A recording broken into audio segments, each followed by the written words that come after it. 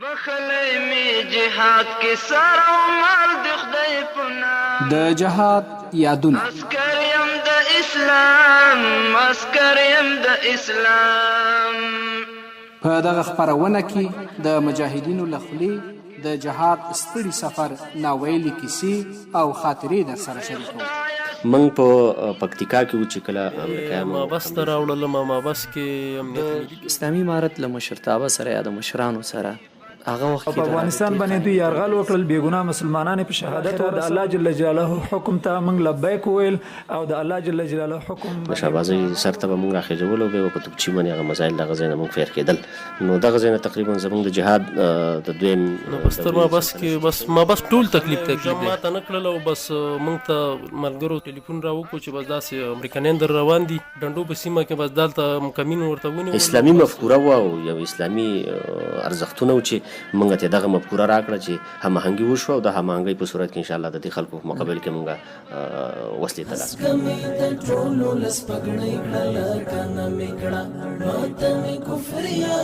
د جهاد یادونه. دغه خپرونه هره شنبه مازدیګر 4 بجې او 15 دقیقې او بیا ځلې سه شنبه د مازدیګر په 4 بجو او 10 دقیقو له ننګرهار ملي راډیو څخه اوریدلای شئ. جهاد کې سر او مال د خدای په نام د جهاد یادونه. سپېڅلې ازادي او د ښاغلې ازادي د سوینو په بدل کې مو ګټلې ازادي د سپېڅلې ازادي او د ښاغلې. بسم الله الرحمن الرحیم. د ننګرهار ملي راډیو قدرمنو اوریدونکو ستړي مشئ په دې هیله چې روغ جوړ به یاست. درنو اوریدونکو د جهاد یادونه خپرونه پیل شوه. په دغه خپرونه کې موږ د جهاد د ستړي مزل د لارویانو کیسې، د هغوی د ژوندانه خاطرې او د جهاد تر بریا او د اشغال تر پایه پورې چې دوی په ژوند کې څه لوړې ژورې لیدلې دي دا در سره شریکوو. درنو اوریدونکو د جهاد د یادونو د لومړنۍ خپرونې میلمه مو د ننګرهار ملي راډیو تلویزیون امیر او د جهادي لیکو یو پیاوړی مبارز مولوي امان الله عادل میلمه دی. دا چې مولوي امان الله عادل څوک دی زموږ همکار خانګل امرخیلي در پیژني. خپرونه را سره تر پایه واورئ. له مولوي صاحب امان الله عادل سره خبرې اترې او د جهاد یادونه اورو. خایسته دنګي ځوانۍ لکه چنار په تکل د ازادۍ شولې ساتي پر هر دا چیرپی جنډې اوس په ناز ناز پوران مزار دغو جنو ازادۍ تل سرونو جوړ کړو. د غربي ښکېلاک پر وړاندې د مبارزې تودو سنګرونو اتلان د سرښندنې نمونې دي چې پرته له کوم ډار او اندېښنې به د سکروټو ګرمو میدانونو ته سرسپارلي ورتلل. د دغې قافلې یوه ستړې کورنۍ د شهید محمد لایق ده چې خپل ځان یې د روسي ښکېلاک څخه په خپلواکۍ کې له ګران هیواد او سپېڅلې عقیدې په نوم زار کړ او خپلو اولادونو ته یې د ایثار لار په میراث کې پرېښوده. مولوي امان الله عادل د همدغه شهید دویم زوی ده چې په 1455 هجري شمسي کال د کونړ وټپور ولسوالۍ په کرمول ډاک کلي کې زیږېدلی. مولوي امان الله عادل ایله د 6 کالو و چې پلار یې د شهادت ویاړ وګاټه او دی له خپل مشر ورور سره د باجوړ په لور د هغې د عقیدې د پخولو په پار چې پلار یې خپل سر ورته نظرانه کړی و قدمونه واخیستل. 2 کاله په باجوړ کې پاتې شو او بیا 3 کاله نور یې د دیر په خالونو کې اسلامي لومړنۍ زده کړې وکړي. د هجرت له دیاره په راګرځېدو یې د اسلامي امارت په تیره واکمنۍ کې د کونړ په علماو کنډک کې او د هیواد په نورو سیمو کې بېلابېلې دندې ترسره کړي چې کله ناټو متحدینو پر هیواد د یوې دسیسې له مخې بریدونه سخت کړل او هیواد یې اشغال کړ، نو مولوي امان الله عادل په 2002 کال کې بیا هجرت وکړ. هغه هیواد چې پلار یې په خپلو وینو ګټلی و، مولوي امان الله عادل او ورور ته یې د پردیو حاکمیت پکې تر یو پیغور څخه پرته بل څه نه و. دوی به په نوبت د تشکیلونو په سر اوړی ژمی یو تن د هیواد د ازادۍ لپاره د جهاد تودو سنګرونو ته راتلل او یو تن به د هجرت په دیار کې د خپلې کورنۍ سرپرستی کوله. په 2012 کال کې مشر ورور مولوي شیر احمد حکمت هم د امریکایي ډرون الوتکې ښکار شو او د پلار په پلونو د شهیدانو په ټولګي ورګډ شو. مولوي امان الله عادل خپله مبارزه لا ګړندۍ کړه او د ختیځ په بیلابیلو سیمو کې په ښکېلاګرو د ملګرو په ملتیا تندریز ګزارونه سخت او ډیر کړل تر څو هیواد یو ځل بیا د اشغال څخه پاک او اسلامي امارت یو ځل بیا حاکم شو. د خپلو زده کړو په لړ کې په 1990 میلادي کال کې د پیښور له جامعه امداد العلوم صدر څخه تر عالمیه درجې دیني زده کړې بشپړې کړې. نوموړي د اسلامي امارت په حاکمېدو سره د ننګرهار ولایت د اطلاعات او کلتور ریاست د مرستیال د همدغه ریاست د اطلاعاتو د امیر په توګه دندې ترسره کړې او اوس د ننګرهار ملي راډیو ټلویزیون د امیر په توګه د خپلو خلکو د ذهني تنویر په موخه خپلې هڅې ترسره کوي. طب ملګرو خپلو زړونو کې یادګار د میړانې د غیرت نه قربانۍ او د ایثار چا په سوال راکړې نه د دغه ښکلې ازادي د سرو وینو په بدل کې مو ګټلې ازادي. د جهاد یادونه د خپرونې درنو اوریدونکو بیا هم ستړي مشئ تاسې ننګرهار ملي راډیو ته غوږ یئ. قدرمنو اوریدونکو مولوي صاحب امان الله عادل موږ سره په خپرونه کې دی تاسې د هغه پیژندنه واورېده له ده سره د جهاد د دورې د خاطرو په اړه او همدارنګه چې دغه مبارزه یې څنګه پیل کړه څه پرې تیر شول او بالاخره تر بریا پورې هڅې په دغه خپرونه کې د ده له خولې اورو. مولوي صاحب محترم ستړي مشئ خوشحاله یو چې د جهاد یادونه خپرونه له تاسې څخه پیلو. ښه راغلئ خپرونې. حامدا و مسلیا اما بعد. د ننګرهار ملي راډیو تلویزیون اوریدونکو همکارانو دا چې دغه خپرونه د ننګرهار ملي راډیو تلویزیون نه شروع شوې ده نو موږ د دې منندویي کوو چې دغه خپرونه زموږ د راډیو نه شروع شوه او انشاءالله چې د جهادي یادونو په نوم باندې به تقریبا د ټولو مجاهدینو هغه احوال او هغه حالات انشاءالله د دې راډیو د لارې نه موږ ولس او ملت او خلکو ته زمزمه کوو او انشاءالله چې د مجاهدینو تندرې به پرې ماتې شي او ولس ته به دا ثابته شي چې همدغه مجاهدینو چې دغه 20 کلن جهادي وختونو کې اشغالګرو ته ماتې ورکړه او دغه ولس په همکارۍ باندې چې د دوی سره ولسونه څومره همکاري کړې وه.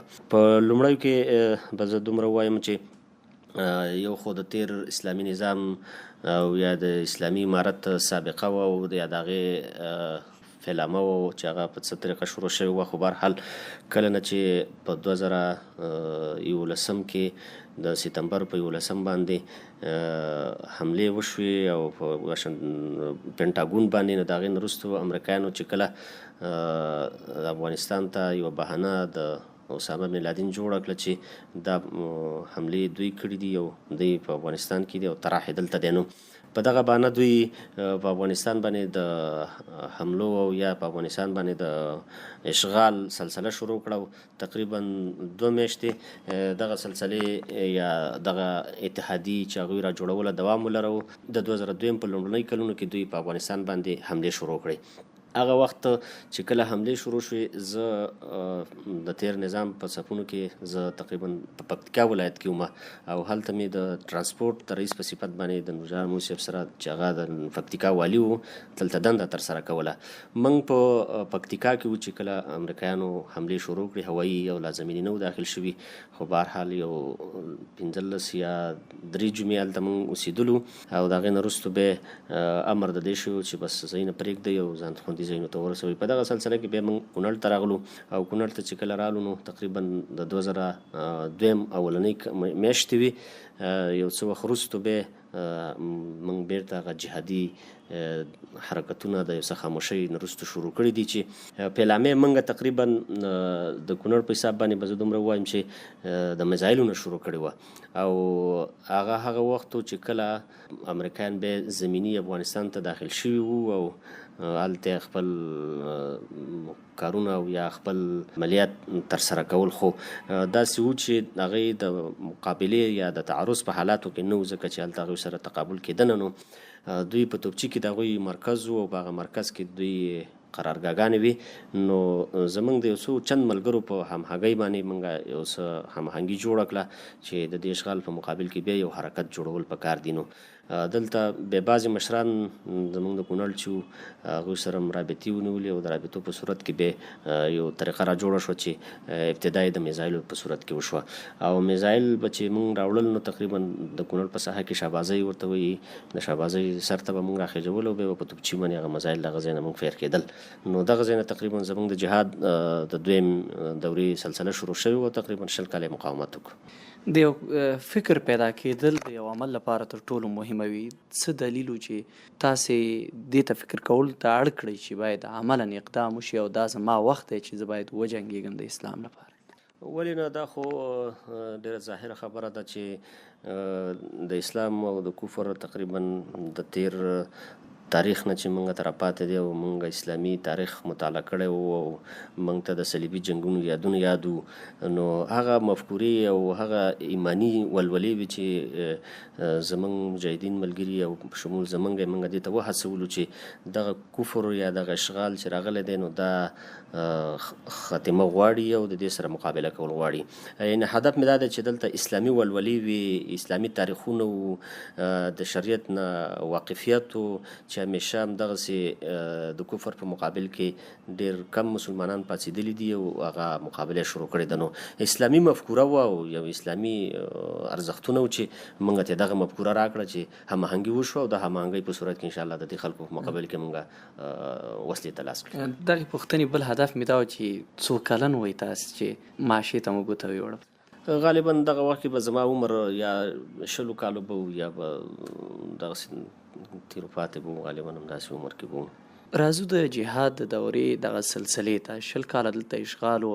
تاسې یادونه مو کړه چې د کفر په خلاف چې کله حرکتونه رامنځته کېږي ډېر کم وي، باطل ډېرې غځونې کړي وي، د هغه پر وړاندې چې کامیابېږي ډېرو هڅو ته ضرورت وي او شرایط ډېر سخت وي. تاسې چې دغه مبارزه کوله، دغه حرکت کې مخ ته تلئ، تاسې باندې شرایط څومره سخت؟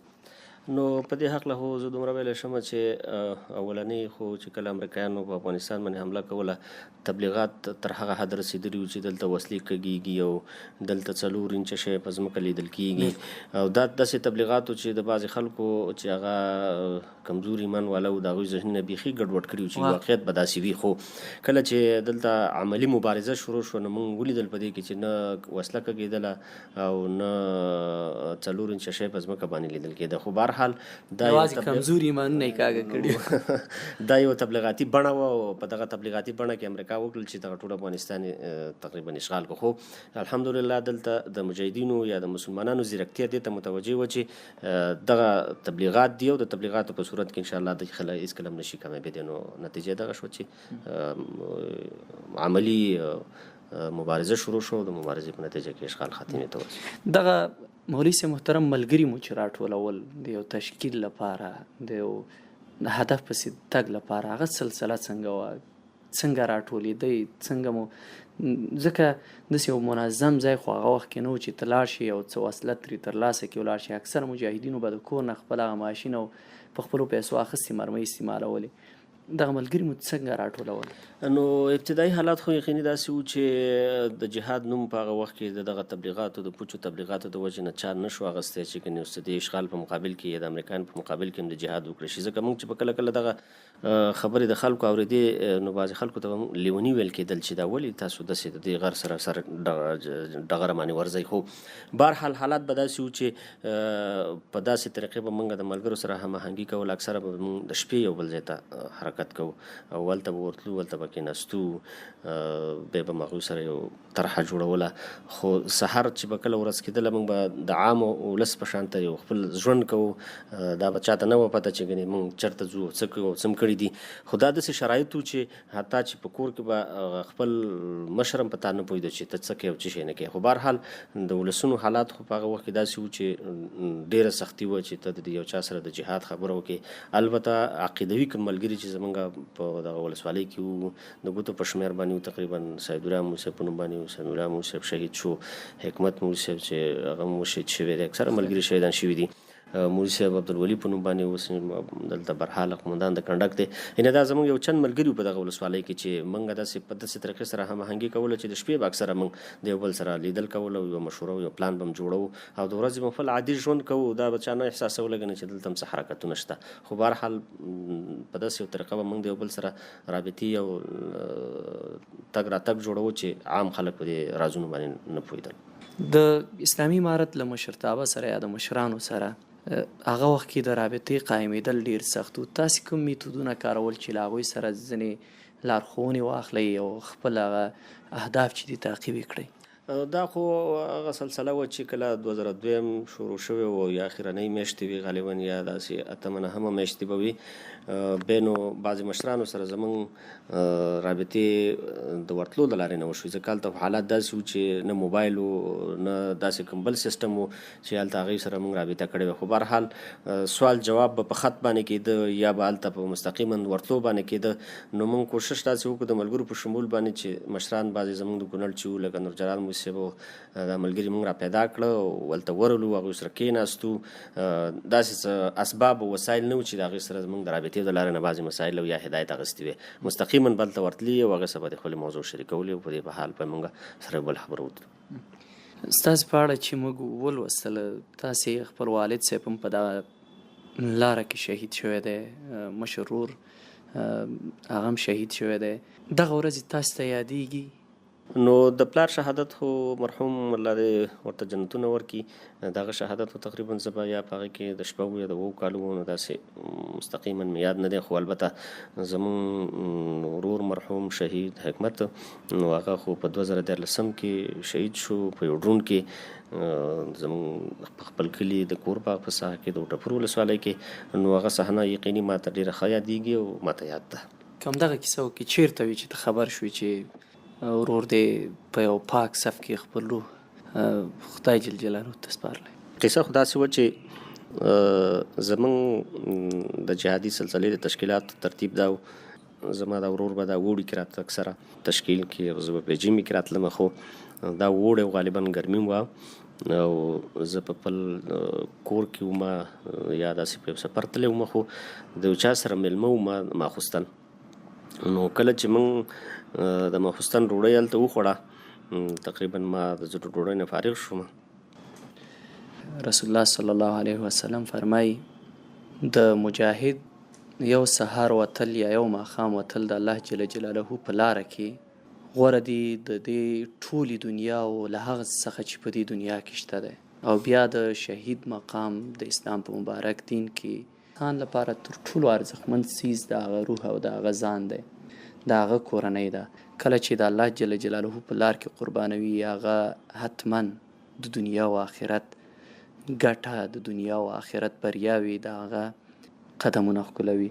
نو دغه اسلامي نظام چې دلته حاکم شوی د ډېرو زیاتو قربانیو له وجې چې د مولوي صاحب محترم غوندې ډېرې کورنۍ داسې شوي چې د وخت خوشحالۍ ترې اخیستي او اوس په ګران افغانستان کې امن د اسلامي نظام دی او موږ او تاسې خوشحاله ژوند کوو. نو کله چې زه د ډوډۍ نه فارغه شوم زموږ یو ملګری و هغه وخت کې هغه د دې شهداو معلولینو مسؤل و. نو هغه ما ته ټلیفون وکړو ته چېرته یې؟ مال زه په سفر کې یم. وایي چې څه حالاتو نه خو مې نه خبر، مال نه یم خبر، څه نشته راته پته. نو بیا بس دوی دا اکثره ملګري زموږ خبرو دوی مشوره کړې وه. خو بهرحال زه یې نه م خبر کړی. نو یو دغه ملګري جرأت کړی چې زه به دته دا خبره وکړم. نو هغه ما ته ویل چې بس قضا الهي و. مولوي صاحب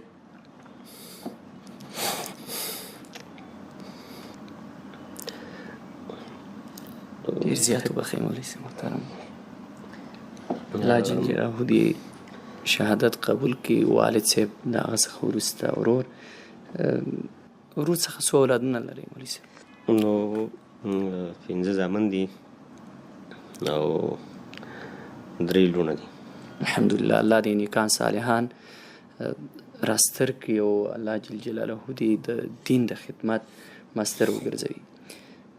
مولوي صاحب محترم اکثره داسې کېږي چې په یوه لاره کې ستونزې تکلیفونه ډېر زیات وي، بیا په کور کې تا باندې ساحه تنګېږي، تاسې خو دغه سپېڅلې مبارزه کوله، د کورنۍ نه پلار نه دغه ویاړ در پاتې و چې تاسې باید د اسلام لپاره وجنګېږئ، د اسلام د بریا لپاره کار وکړئ. تاسې د مبارزې لپاره د خپل ورور شهیدېدل بیا کور کې داسې ساحه تاسې ته تنګه نه کړه چې ووتل تاسې ته سختېدل یا روابط؟ نه الحمدلله زمونږ کورنۍ تقریبا داسې یو جهادي کورنۍ ده. موږ په دې خپله کورنۍ کې د تېر انقلاب نه تقریبا ډېر شهیدان لرو.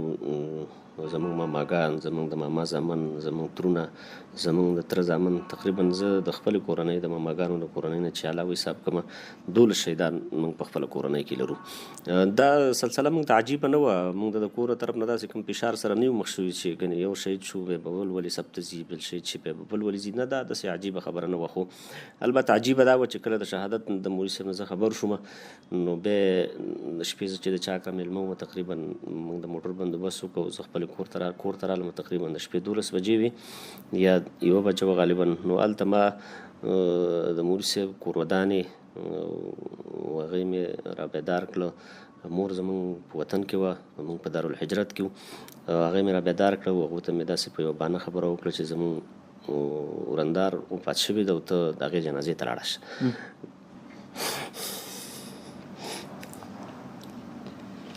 لکه په دې مې پوه نه کړه چې دلته مولوي صاحب شهید شوی دی. نو بیا هغې را پاڅېده، بیا مې د ګاډي بندوبست وکړو، را ومې لېږل. تقریبا هغې بیا د مولوي صاحب د خپل خاوند جنازې ته را ورسېدی شو. یو هلک هم مې ورسره ملګری کړ. نو ناشنا نه وه موږ ته. موږ د دې حالاتو سره زموږ کورنۍ عادت وه. داسې کوم خاص مشکل موږ ته بیا د هغه د شهادت نه وروسته نه پیدا شوی. هغه خپل مبارزه او هغه جهادي خدمات هم جاري ساتلي دي انشاءالله. کوم کار چې د کورنۍ لپاره افتخار وي دغه څه زغملی شي په ډېره اسانه. خدای دې د ټولو شهیدانو چې په دغه لاره کې خپل سرونه نذرانه کړي الله جل جلاله په خپل دربار کې قبوله کړي. ښایي سخته پیښه په ژوند کې هم دا وه، خو په جهاد کې یا په یو مبارزه کې چې یو کار کوي ډېرې خوشحالې شیبې هم راځي. تاسې به له ملګرو سره دغه خوشحاله شیبې هم تجربه کړي وي انشاءالله. ولې نه، دا خو د فطرت سره موافق خبره ده چې کله سړي باندې خیر راځي او کله بدې راځي. خو د ټولو نه لویه خوشحالي چې موږ په خپل ژوند کې محسوسوله نو هغه د فتحې ورځ وه. د ټولو نه خو عجیبه دا وه چې کله به موږ کوم یو عملیاتو ته ولاړو او د هغې نه به بېرته خپل ملګري موږ واپس شو ټول. نو هغه یقیني موږ ته په ډېره ښه صحنه معلومېده. هر چا به خپله کارګزاري بیانوله، ما دا وکړه ما دا وکړه. واقعیت دا و چې هغه په یو خوشحالي وه چې سړی د تعرض نه یا د دشمن سره د مقابلې نه اگر چې شهادت ډېر بهتر و، خو بهرحال کله کله به ملګرو په دې خوشحالي کوله چې واقعي دا یو ښه صحنه ده چې بېرته ملګري ټول روغ راووت. ډېر ښه. په دغه مزل کې یوه نیمه خاطره داسې چې د انسان په ذهن کې تل پاتې وي، جالبه او په زړه پورې خاطره مو څه وه؟ یاره د ټولو نه جالبه خو یو ځل موږ ته دا معلومېدله. موږ چې کله د اشغال په مقابل کې اولنۍ حرکتونه شروع شو نو لودم نومې یو کلی دی زموږ په وټپور کې، لودم نومې کلی دی. نو په دغه ځای زموږ لار و، د شپې به موږ تلو، مزایل به هم شهبازۍ ته خېژول. نو دلته یو سپی و په یو کور کې. دغه سپي نه موږ ډېر سخت تنګ وو چې کله په دغه ځای موږ تلو نو هغه به موږ ډېر سخت فضابولو، شور به یې کوو، بیا به خلک را خبرول. هغه حالات خو داسې وو چې څوک به موږ نه خبرول چې موږ چېرته ځو څه شی کوو. نو هغه موږ ته ډېره ناشنا وه. هغه خاطره اوس هم زما د ذهن نه نه وځي چې هغه سپی به راغی او بس هغه به شور جوړ کړو. بس ملګري نیم به ورته انتخاب کړو چې دا کنټرول کړي یا یې موږ نه دفع کړي. خو بهرحال هغه به خپل عمل کوو. تر آخري کې د امریکا تر ټولو سخت ملاتړی هم هغه پاتې و تقریبا. مولوي صاحب محترم، اوس به هغه خبره وکړو چې کله فتح رامنځته شوه، اسلامي امارت حاکم شو، اشغال پای ته ورسېده، تاسې چیرې وئ؟ نو دغه 20 کلن انقلاب کې تقریبا موږ خو امارت کې خدمتونه او مسؤلیتونه کړي وو. او دغه چې فتح راتله تقریبا په فتح په حالاتو کې زه د مشرقي د حلقې یعنې د ختیځ د زون د حلقې د لرغونو آثارو د حفظ و مراقبت مسؤول وم. بیا نو زه تشکیل کې راغلی وم، یو میاشت نیمه یا څه زیات کم موږ په اسارک کې تیر کړه. او د اسارک نه وروسته بیا زه لغمان ته لاړم، ځکه دا هم زما د کار ساحه وه، ننګرهار، لغمان، نورستان او کونړ. نو زه په ننګرهار لغمان کې وم، تقریبا 12-13 ورځې مې تېره کړې چې هلته مې خپل کارونه راټول کړي وو. او د ماښام نه زمونږ د کونړ یو ملګری و، زه هغې پخوا ته لاړم چې سبا کونړ ته ځو، دواړه به ملګري یو راسره لاړ به شي. نو زه چې سهار راپاڅېدو مونږ ته اطلاع وشوه تقریبا داسې به چې لغمان فتح شو، بیا پسې نور دغه فتح شو، د ننګرهار فتح شو، اول پسې بیا کونړ فتح شو. نو زه د لغمان کې وم تقریبا، بیا د لغمان نه زه ننګرهار ته راغلی. چې کله اسلامي امارت په ټول هیواد کې حاکم شو، نوې دنده مو چیرته پیل کړه او تر اوسه پورې په کومو پوزیشنو یا په کومو ځایونو پاتې شو؟ د مشرتوب یا د مشرانو لزوم دید و، د هغې په اساس زه دلته په ننګرهار کې پاتې شوم او اولنۍ دنده په اطلاعات و کلتور ریاست کې د ننګرهار زه د معاون په صفت ما دنده اجرا کوله د مشرانو په امر باندې.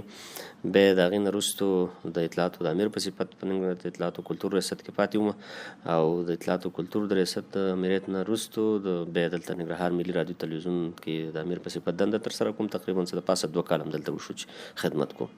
د دغه جهاد کیسې خپلو ماشومانو ته کوي؟ نو ولې نه، دا خو زموږ ایماني او اسلامي فریضه ده چې خپل مشران خپل کشران دې ته وهڅوو او په دې پوه کړو چې واقعیت دا دی چې دلته اسلام او دین او بیا د اسلامي نظام ساتل دا قرباني غواړي، بغیر قرباني نه کیږي. او همیشه زموږ خپلو کشرانو ته دا توصیه وي چې دا سلسله په دغه نتیجه دلته راغلې ده او باید تاسو دغه ژوندۍ وساتئ. نو هغې ته موږ اسلامي روزنه ورکوو، انشاءالله اسلامي مفکوره ورته هغوی ته زده کوو، درسونه ورته وایو. انشاءالله امید لرو چې زموږ د مشرانو زموږ لار به هغوی تعقیبوي او په دې به راځي انشاءالله. په اسلامي امارت کې تاسې د عملي مبارزې تر څنګ د قلم خلک وایي، د دغې مبارزې څه یادونه در سره شته؟ قلم مو څومره د خپل دغه مسیر لپاره د دغې دورې لپاره کار کوو او اوس ورته څومره وخت ورکوي، څومره کار کوي؟ نو په دغه ترکیب د اسلامي امارت کې تقریبا دا خو اوس دلته دولتداري ده او د دولتدارۍ نه مخکې چې کوم تشکیلات وو د اسلامي امارت نه، په هغې کې د فرهنګي کمیسیون په نوم باندې یو تشکیل و. نو په هغه تشکیل کې تقریبا ما 2 ځل دنده ترسره کړې ده. یو په 2009 کې زه د کونړ فرهنګي مسؤل یا یو د نماینده په صفت باندې یا د یو ویان په صفت باندې پاتې شویم. بیا زه بیا د فرهنګي ډګر په میدان کې د کونړ ویان پاتې شویم. هغه حالات داسې وو چې واقعیت هلته هغه مبارزه مخ په وړاندې بوتلل دا د ډېرو خطراتو یا د ډېرو مسایلو سره متوجه وه چې دشمن هم متوجه وه او امکانات او حالات هم داسې نو چې تا دغه مقابله کړې وه. خو بهرحال هغه وخت سره انشاءالله موږ دغه مبارزه جاري ساتلې وه او د دښمن هغه تبلیغاتو تش پوچو تبلیغاتو رد هم مونږ کړی دی او خپل زمونږ چې کوم دریځ دی هغه مونږ انشاءالله دنیا ته په میړانه باندې ښودلی. مولوي صاحب محترم، کونړ یو هغه ځای و چې هلته په اشغال باندې ډېر زیات اوربل و، یعنی ډېر زیات په عذاب خپل امریکایانو په ډېرو ځایونو کې ویلو چې د کونړ تنګې درې مونږ ته ځینې وخت د قبرونو څخه تنګېدل. نو دغه برخه کې د کونړ د مجاهدینو تر څنګ تاسو سره د نور افغانستان د کومو سیمو مجاهدین مخکېدل چې دلته راتلل او دلته به تاسو سره په ګډه د اشغال سره جنګېدل؟ دا خو واقعیت دی چې د جهاد دویم اقدام تقریبا دا د کونړ نه سره وشو او په نور اکثره ولایتونو کې داسې کوم جهادي حرکات شروع شوي وو، خو بهرحال عملي داسې ځایونه نه وو چې هلته د مجاهدینو اوسېدلی. نو زه خو د دې خبرې شاهد یم چې د افغانستان اکثره ولایتونو مجاهدین دا موږ سره په تشکیلونو کې راغلي دي، موږ سره په کونړ کې پاتې شوي دي. او زه یوه جانبۍ نمونه دا ته وایم چې زما ورور کله شهید شو نو زما د هغې ورور سره 4 ملګري شهیدان شو. نو په هغه 4 ملګرو کې یو د قندوز و، اوس هم هلته هغه کومه مقبره کې چې موږ ښخ کړی دی هلته دفن دی او کورنۍ د هغه د قندوز کې اوسېدله، اوس هم اوسېږي. نو دا مې یو مثال تاته ویو چې تقریبا د اکثره ولایتونو هم د لوګر او همداسې د میدان وردګو ملګري موږ سره راغلي دي، اوس هم زموږ په دلګي کې ما سره شته، هغې په میدان وردګو دي. نو غالبا دا به زما یوه صحنه چې زه یې درته وایم، خو اکثره مشران چې زموږ په کونړ کې دي نو د ټولو ولایتونو ملګري دوی سره پاتې شوي دي دلته په تشکیلاتو کې. د امن ځای تقریبا دوی احساسوي چې دلته مجاهدینو سات تېرېدو په کونړ کې، ځکه غریزه علاقه ده او دښمن رسېدګي راځي ډیره پراخه ده، جهاد ته جوړه ده. دشمن داسې نشي قادر کېدی چې هر ځای کې د هغې مجاهدین په نښه کړي. نو اکثره مجاهدینو به دلته زړه ښه کوو. د ټولو ولایتونو اکثره ولایتونو مجاهدین دلته راغلي دي، پاتې شوي دي. مننه مولوي صاحب محترم. زموږ د خپرونې وخت محدود دی. ښایي له ما کومه پوښتنه کومه داسې خبره هیره شوې وي چې باید په دغه خپرونه کې شوې وای، ستاسو سره ذهن کې وي، کوم پیغام وي، کومه خبره وي، مایک مو په خدمت کې ده. نو مهرباني انشاءالله چې د جهاد یادونه خو دا ډېره غټه موضوع ده او دا ډېر وخت غواړي. او د 20 کالو یادونه چې سړی په دغه لږ تنګ وخت کې راټولوي دا به ډېره ګرانه وي. خو بهرحال په مجموع کې به صرف دومره ووایم چې حقیقت دا دی چې 20 کاله مبارزه واقع دا په ډېرو قربانۍ باندې وشوه او په ډېرو داسې حالاتو د داسې شرایطو نه مجاهدین خلک راتیر شو چې هغه په دې لږ وخت کې د هغې بیانول دا به ډېره ګرانه وي. خو صرف دومره به ووایو اورېدونکو ته چې دلته اسلامي نظام چې راغلی دی نو دا یقیني په ډېرو قربانو باندې راغلی دی او په دې کې ډېرې تودې سړې او ډېر خاطرې ښې او بدې دا مجاهدینو تېرې کړي دي، دا مسؤلینو تېرې کړي دي او په څنګ کې موږ سره ولس په دې کې ډېره زیاته همکاري کړې ده چې دا خبره مهمه ده چې دغه جهادي مبارزه 20 کالې طول وکړو، 20 کالې جریان وکړو. نو طالب خو داسې څه نه لرل چې یا مجاهد خو داسې څه نه لرل چې دغه د دغه ستر قوت سره او د دغه غټ امپراتورۍ سره مقابله وکړي. خو دلته د الله پاک یو احسان و دغه د ولس همکاري وه چې د طالب یا د مجاهد تر څنګ ولاړو او ډېرې خاطرې چې څومره مجاهدینو تېرې کړي دي نو د دې په دوچنده باندې موږ سره ولس تېرې کړي دي او ډېرې بېلګې او ډېرې نمونې په 20 کلن انقلاب کې شته چې ولس قرباني ورکړې ده. لکه د نمونې په شکل زه تاسو ته د دستیرچي د قندوز پېښه ووایم چې 160 کسان هلته چې هغه امریکایانو که جرمنیانو که کوم هېواد و چې هغې حمله وکړه هغه ماشومان او هغه د کلي خلک ټول شهیدان کړي په هغه کې. نو دا ولس و چې دغه قربانۍ ته سینه ورکړې وه، دغه قربانۍ ته غاړه ورکړې وه د ولس او د مجاهدینو په همغږۍ او په دغه قربانو باندې دغه نظام منځته راغی.